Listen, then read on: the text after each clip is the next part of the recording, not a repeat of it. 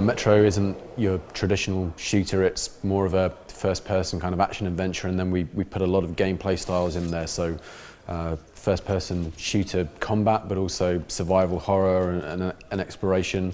And I think probably the most valid criticism of the first game was that our actual shooting experience wasn't as satisfying as it could have been, and we really wanted to capture that sense of vulnerability. There are a number of resources that you want, so air, ammunition, health, light, and you have to work very hard to get all of them. Your own mask can actually be damaged, as well as all of the visual effects across the front that you have to clean off, so you might actually need to replace the entire mask. The battery on your torch won't last forever, and gradually that wide cone will slowly contract to this tiny flickering beam, probably just at the moment when you go into one of the darker areas, and then you have to whip out the charger, and all of these things put intense pressure on the player and hopefully make them feel very uncomfortable and nervous and frightened, which is kind of exactly how we want it. A real goal for Metro is to completely immerse the player into the game world. We do have a UI, and that there will be a HUD, and you will have the option to play with it. We try wherever we can to communicate as much information within the game world. It is perfectly possible to play without any kind of HUD once you're more familiar with the controls, and we had this mode in 2033 called Ranger mode that just took everything off. I'd probably recommend it more for a second playthrough, but once you do that, you have no crosshairs, you have to rely on your iron sight, or if you're lucky, a red dot if you have a weapon that's equipped with it. But you find that most of the information that you need we convey physically through the world, whether it's the amount of oxygen left on your watch. You can see the amount of ammunition left in your magazine on many weapons as the clip passes through, so we tell a lot of that visually, and that really helps us deliver that kind of immersion. But also it's this physical interaction with the game world at the same time. So it wasn't in this demo, but you may have seen from E3 last year, when you turn out a light bulb, rather than just press a use button and out it goes, you actually reach forward and unscrew the bulb.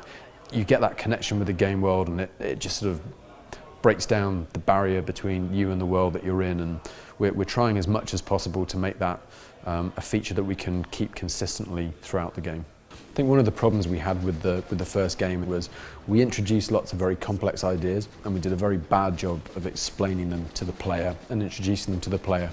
So you might get a tooltip that would flash up on screen and say, this is how wall of text, this feature works. Got that? And you'd be like, yeah, I think so, and then that would be it.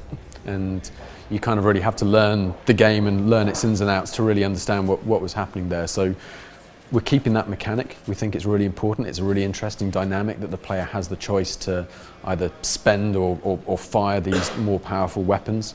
I think we're just focusing on proving all of the substance around that. So the trading mechanic, the upgrade interface, the way that we actually communicate this concept to the player the first time around and explain to them the importance of this, hopefully weave it into the narrative more closely, rather than just using a kind of on-screen tip and leaving it at that. So we're mindful it was a really interesting feature that we want to keep and develop. I think we can just do a better job of explaining that to the player. We have a very rich cast of characters within the game. They're really important to us from a narrative perspective. We think storytelling should happen within the level, not just in cutscenes between the levels. So there'll be levels within the game where you'll have an AI companion, maybe more than one. And that also allows us to do things within the gameplay that you can't do to a solo player. It helps from a gameplay perspective, it helps from a narrative perspective, but we also put the player on their own, a lot throughout the game as well. I think I'm right in saying that all of the mutants that we have from 2033 return, although we've redesigned a lot of them, both physically and also in terms of their AI and behaviours. We've added a few more mutant types this time round as well. We showed off one of our larger mutants in the demo last year.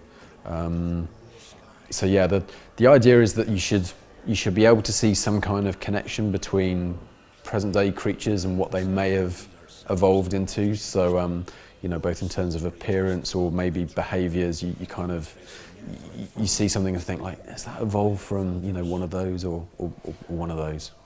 I think, as we saw from the word of mouth from the last game, if we do our job and make a great game, then we'll find that there are a lot of smart gamers who will want to enjoy it.